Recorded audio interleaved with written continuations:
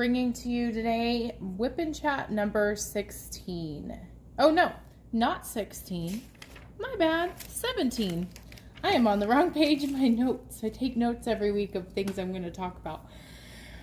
So how is everyone doing? I know that it's only been a week since I've talked to you last, but I have to tell you, it feels to be like so much more time has passed by. I cannot believe how much it just feels like things have happened, because they have. I think I actually might go on this side to diamond paint. Hopefully my hand won't be in the way as much. So you might have noticed that this setup might look slightly different. I'm sorry about the glare that's going on here. I am currently filming in a different room today because I typically film downstairs. That way when I'm filming early in the mornings during like the school year, my daughter and husband aren't woken up by me. However, our basement currently looks like a scene from Breaking Bad. It reminds me of the scene where they're using a house to make make meth, and then they're kind of disguising it as like a house that looks like it's getting like bug work done or chemicals sprayed inside. So yeah, I guess I was going to kind of start with diamond painting updates, but since I explained why I'm kind of in a room with the glare is coming from the ceiling because I have skylights in this room, I might as well just kind of give you an update on our plumbing situation. So if you tuned in last week to the WIP and Chat, I will link it in the description and have it kind of in the eye for you if you missed it and would like to watch. Last week, I think I was telling you guys about a plumbing mishap and kind of unfortunate timing as it was to have all of those things occur on the same day. So we had to put my guinea pig to sleep, which was sad, and then there was a health scare with my grandma, and of course there's also sewage backup in her basement.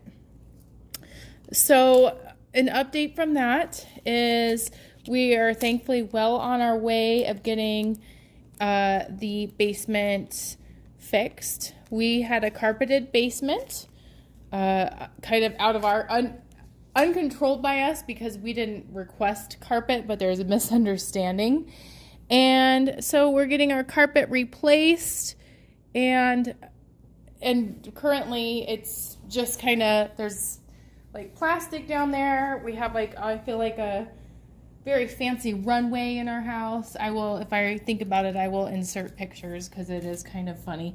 It's not fancy at all, but it makes me want it to be fancy because it's just kind of funny to think of it that way. There's like a kind of a walkway for workers to come in and out. By the way, if I'm interrupted all of a sudden, you hear the doorbell ring, it's because we have more people from the restoration company checking in on all kinds of things like drywall, all of the fun things going on.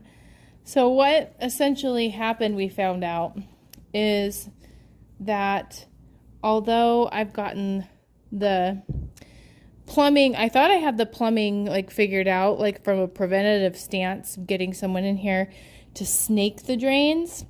I should have had them do something else, and the phrase escapes my mind currently, but where they actually go down, scope, they go down with a camera and look at the piping. And I did not ask for them to do that because when they snaked it, they said everything looked good. I just kind of took their word, the plumber's word, because I don't know anything about plumbing. And anyway, there was what's called a root ball stuck in our pipe, in our main line. It literally kind of looked like a ball of roots that was impacting impeding the ability for our pipe to drain. So I guess we had a 4-inch pipe and it was blocking 3 inches of it. So that's why we had a sewage backup. It definitely is not glamorous to talk about or reflect on by any means. But the news kind of went a weird direction from there too, because what we found out what they had to do is they had to go dig a 10-inch hole in our front yard, which it could have been so much worse because it wasn't in the middle of our front yard, thankfully. It was kind of like to the side. I'm so thankful because I just got sod put in last year. But this 10-inch hole was dug up to replace this piping that was impacted by this root ball. And upon being down there, they discovered that our pipes are made of like a ceramic clay instead of a metal pipes that you see nowadays. I think some pipes are plastic. I've learned so much that I would not have ever known before this experience. And I guess the clay pipes caused quite a bit of problems. And the plumber essentially said, if you don't get the pipes lined with plastic, then it's most likely going to happen again. And so we decided, I feel like it was kind of the only option, since it was already all dug up, that it makes sense to replace the lining of the pipes, because they could do so with a process in which they wouldn't have to dig it up any more of our yard. And the tree is pretty close to our house. And he said because of that tree, it's most likely going to continue to be a problem. And we're actually lucky that the break happened where it did, instead of like under the foundation of our house, because them having to dig this giant hole by the foundation of our house is, number one, very dangerous, and number two, probably triple or even quadruple the cost. So I am trying so hard to look at the positives in this situation. So it all worked out ultimately. I did create a short of being a homeowner, and I showed a picture or a video of kind of our front yard when it was all tore up. Thankfully, it's all put back together now. It seemed to be a pretty fast, easy process. The amount it was extremely high, and I am really hopeful that our home insurance will cover part of the cost of the outside, like the pipe repair at least, and hopefully even the lining of the pipes, because I don't know. I don't know the ins and outs of home insurance, but this was a move in which we felt we needed to do to eliminate future problems. Oops, that's E. I don't need E. I need B. Which is B? 3799. Okay. Very close colors here. So, anyway, I also am very grateful to have some family support helping us through this situation. Sometimes you just don't know what you don't know. That's one of my favorite sayings, and it's extremely true. Like, I just had no idea being a homeowner really could add up to such costs so quickly. Like, I'm talking, over $20,000 to get this repaired. And I'm so hopeful that this eliminates future problems, because I feel at this point kind of jinxed by our basement. We had our neighbors last year flood our basement when they forgot to turn off their hose and it seeped into our foundation. Before we moved in, I heard stories of how the basement was flooded before because of a toilet malfunction. I don't know. So maybe we're just getting all of the bad things out of the way currently and it will be okay. Oh gosh, this glare is kind of bad. I'm so sorry for the glare. I just don't know how to eliminate the glare in this room, and this is literally the only place I can film until they fix the basement. So thanks for bearing with me. So that is the plumbing update. Did just have our insurance come out. It's an ongoing process. The other thing that I was going to spend most of my time talking about is definitely more lighthearted and fun. So I have to tell you about my trip. I just got back from Austin, Texas, and I went for a conference for my work, and I had an amazing time. But before I get into why it was so fun and all of the things about Texas that I've learned, I will have to tell you about how much of a pain and how ridiculous it was to be able to go on this trip. So because it's a work trip and because I work at a school, everything's tax exempt, which complicates things immensely. Tax exempt is a pain in the butt sometimes.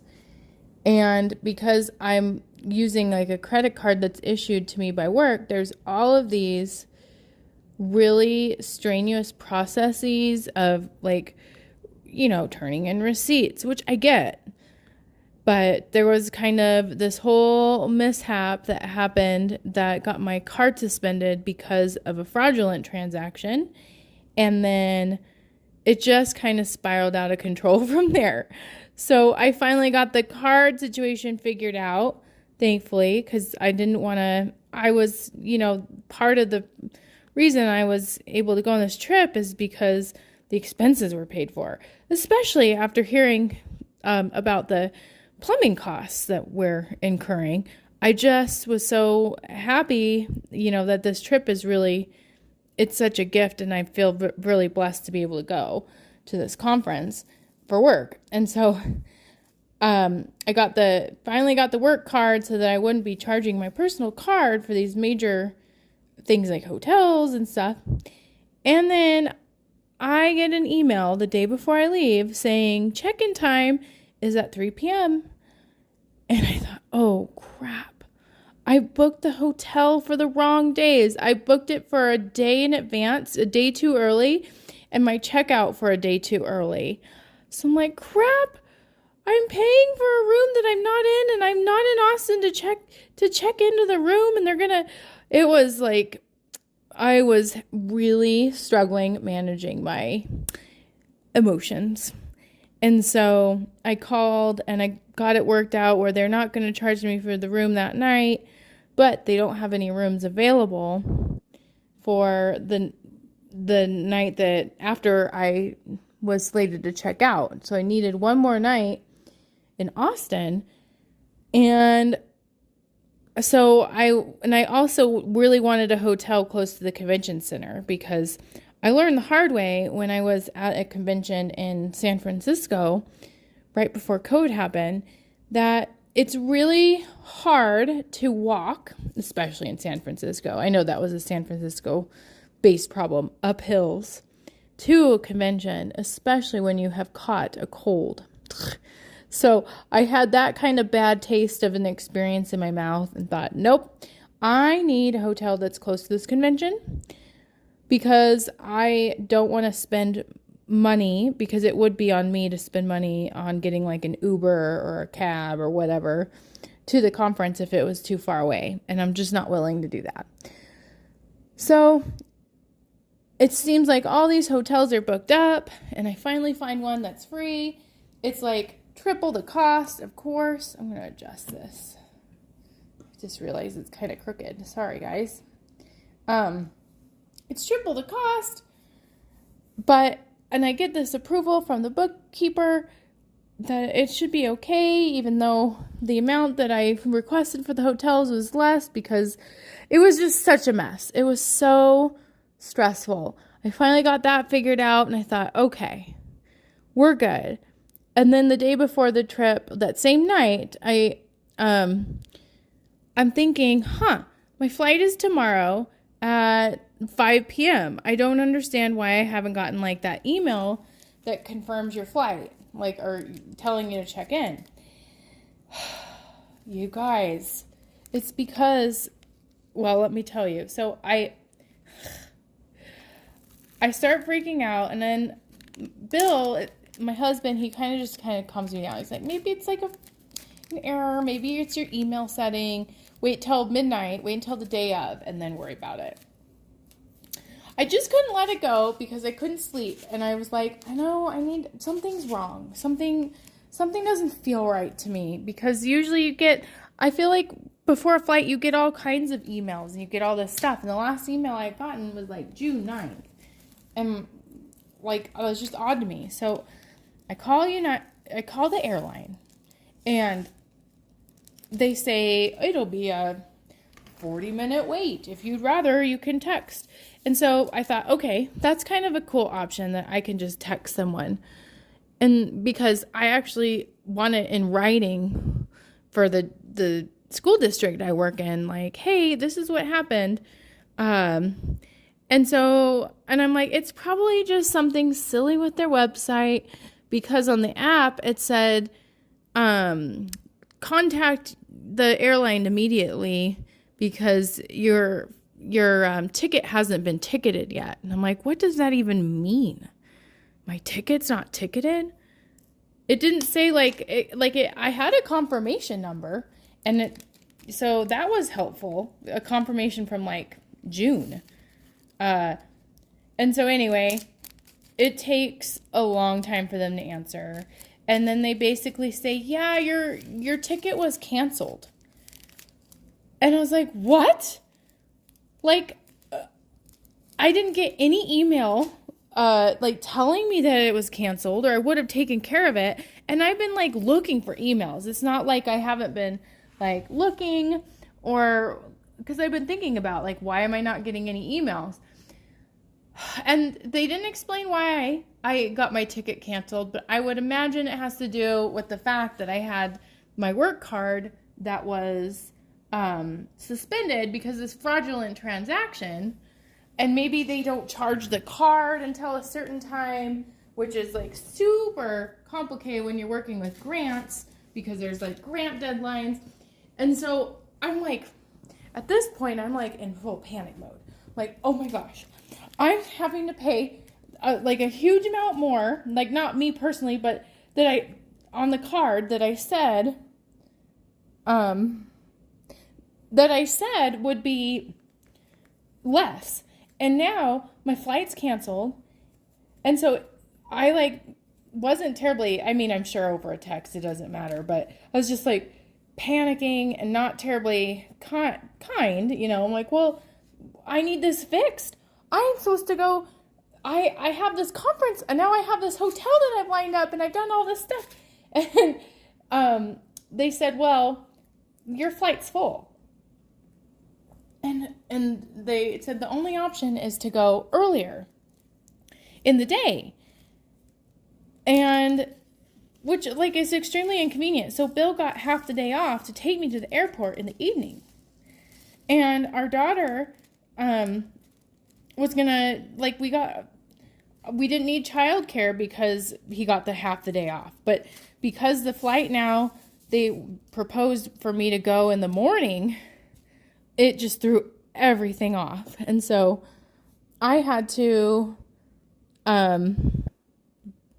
basically tell them, I had to call the person that watches Denise in the middle of the night, because at this point it was late that I was talking to the airline, or I was texting them, and like say, can you please watch Denise? I don't have anyone to watch her. Bill has the day off, but it doesn't matter. And he couldn't get it switched. Like he couldn't get it like the morning to the afternoon. It was a big deal for him to take half a day off because in his type of work, it's very much timed activities because he deals with orders.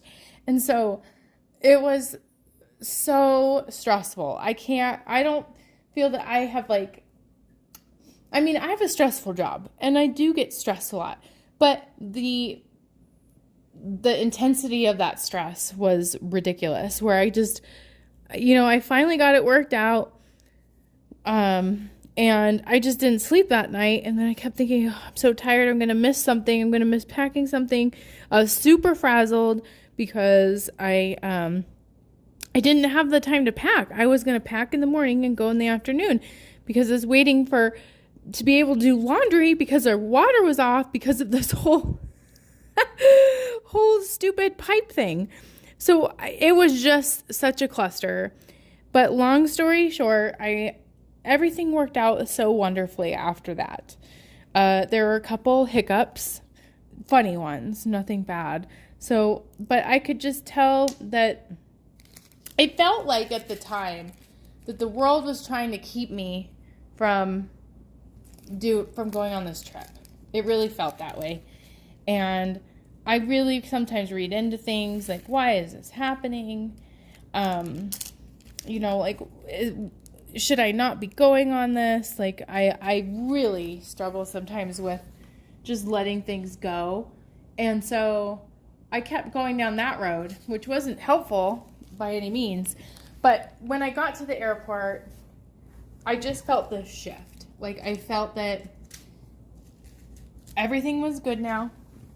And everything went pretty smoothly except the escalator. So let me tell you about the escalator. So as you probably know, if you've been to an airport, you have to, when you do the security, you have to take your shoes off.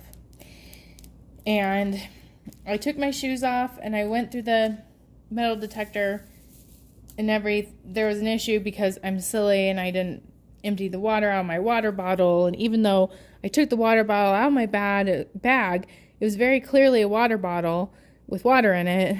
They made me throw it away, and that's fine. But I was a little distracted by that, and I was wearing these tennis shoes that have these laces that I just should replace. The tennis shoes themselves, they're Nike, but the laces, they're kind of like this material that's kind of slick, and so they don't stay tied terribly well. So I always have to double tie my shoe laces for them to stay at these shoes. But I was kind of frazzled, making sure I had my bags and everything, and I didn't double tie it. So my shoelaces came undone. Not really a huge deal. I didn't even notice it. But when I was on the escalator, it caught in the escalator. And I didn't even know it until the end of the escalator. And so when I tried to get off the escalator, my shoe and my foot stuck. And so I fell forward. And then the momentum of my weight got it unstuck. And I caught myself. I didn't fall flat on my face, but it was so close. And I screamed because I was ah! I didn't know what was happening in the moment.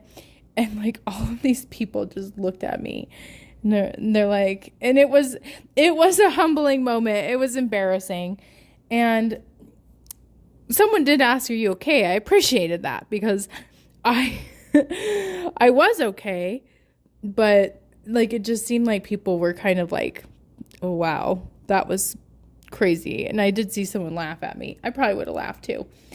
So moral of that story is make sure if you go to an airport and you wear tennis shoes, and tie your shoes because escalators definitely will get their attack on shoelaces. And I have another escalator story that I'll get to a little later. Hopefully I remember. If I don't, comment below and I'll tell you next time because it's just funny. But when I was sitting down waiting for my flight, there was a lady and I kind of overheard her conversation on the phone. She's dealing with buying a new property and being really disappointed because she had been promised that everything would be new and there was damage in the sink.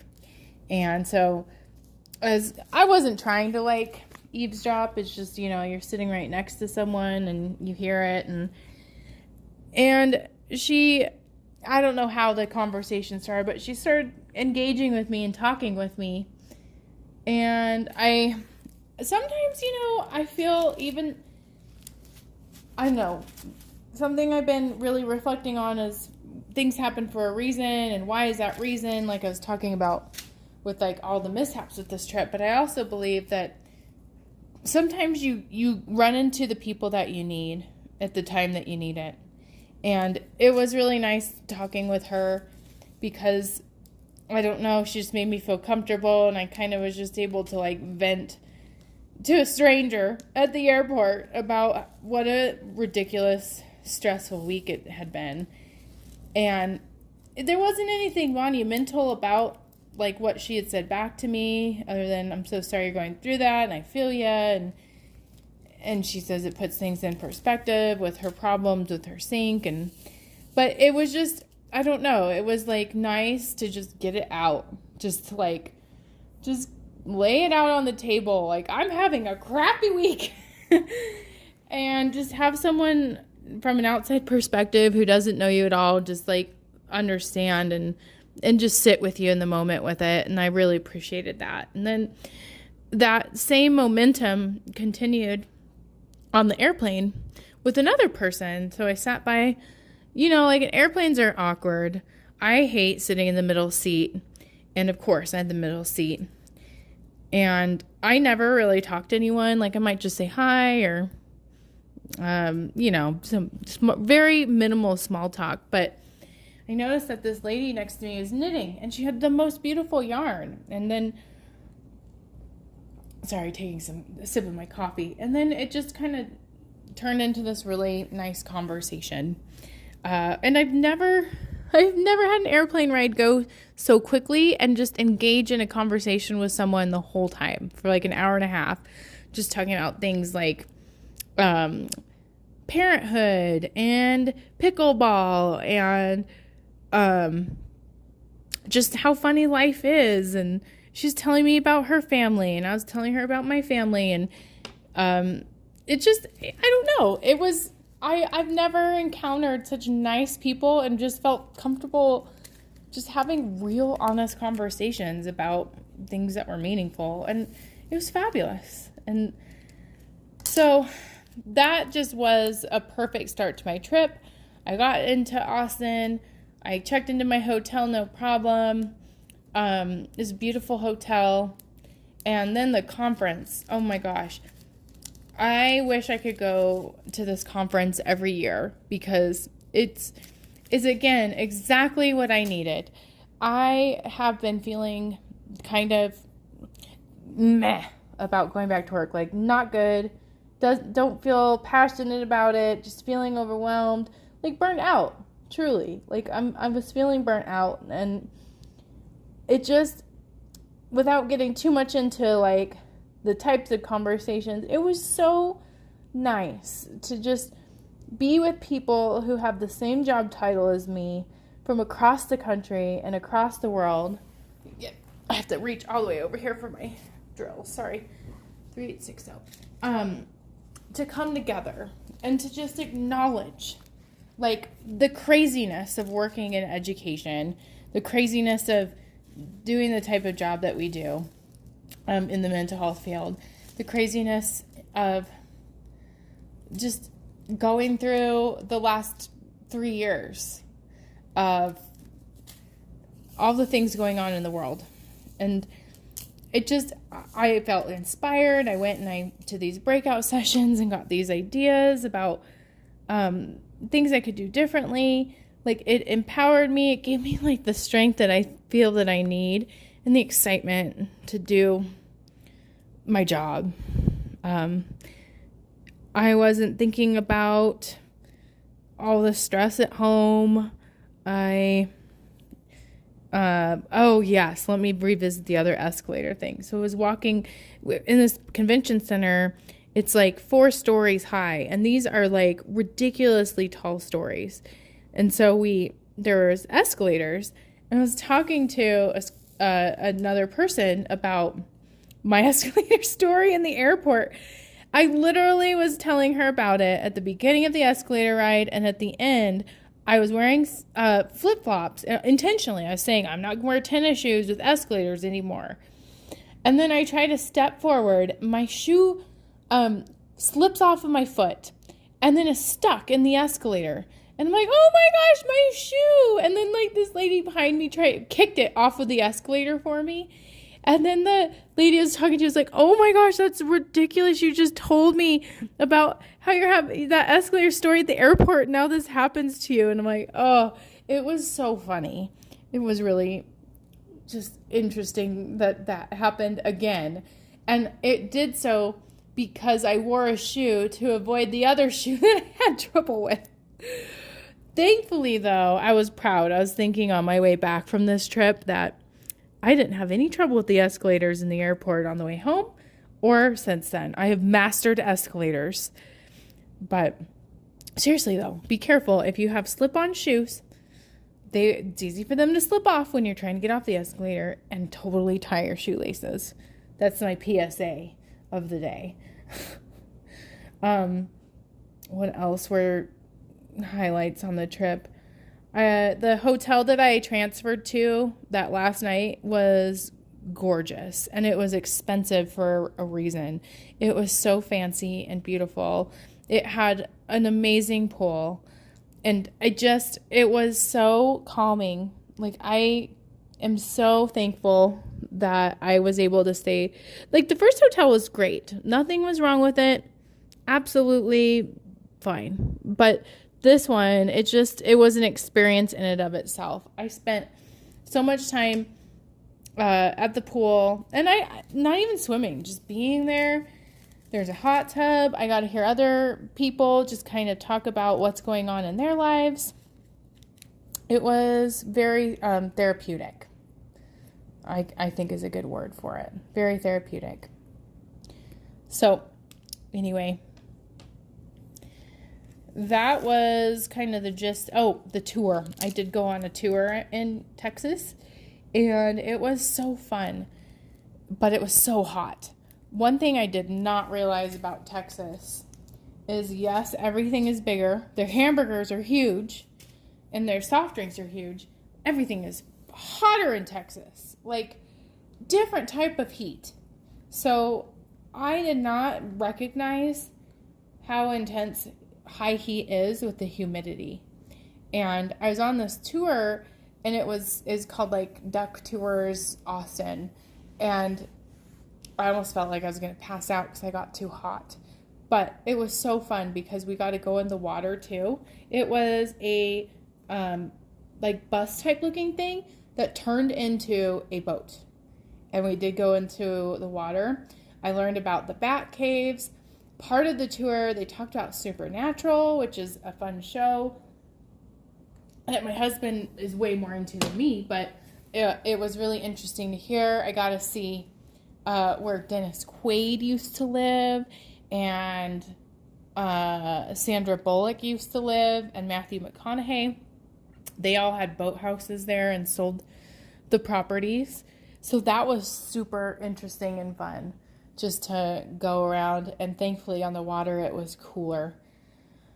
So those were, I'm looking at my notes. What else did I want to say? Oh, the dinner adventure. Yeah. So on the tour, they were talking about there's this kind of rough part of town that's very historic. And I was reflecting like, oh, that's funny. I had just walked there the night before trying to find a place to eat dinner. And I totally walked by there and was thinking, this place is giving me the creeps. You know, kind of like your normal, not so, I don't know, didn't give me good vibes. So anyway, I was trying to be brave and go to like a sit-down restaurant alone because I was the only one that I had known that went to this conference. So I was doing everything alone. It was very like empowering to do it. Like, I'm in a city by myself. I can do anything if I can travel by myself. Like, this very liberating feeling, but it also was kind of, and sometimes lonely and awkward because I was tired of getting takeout food. Now I did get delicious takeout food. I got P. Terry's burgers. I tried Whataburger. Loved both of them. Had amazing tacos. The taco place, let me just tell you really quick. The guy, he's like, "You're not from around here, are you?" And I'm like, "What gave it away?" And he's like, "Just the way you talk." And I'm like, "Oh." Because I was just saying thank you, and maybe like because he didn't have like a Texas accent, so I didn't feel like I didn't have one. I don't know, and it was really awkward because he gave me like this Coca-Cola was in a glass bottle, and it wasn't, I don't think, a twist off, and I'm like, can you help me open it? Like I don't have a bottle opener, and he seemed really like, oh my gosh, this girl does not have a bottle opener. Like, you're here and you don't have a bottle opener? I'm like, I'm sorry, I don't just carry one around. Like, maybe that's something in Texas people do that I'm just not aware of. Like, and then so he like didn't have a bottle opener, and he used a stapler to open up the bottle. And I'm like, oh, thank you. And he kind of just like looked at me like, how ridiculous, I have to open up your bottle for you. It was just like really a funny experience. Maybe it was a twist off and I just couldn't get it. Usually I'll say if it's a twist off. I tried. But anyway, back to the story. I was on Historical 6th.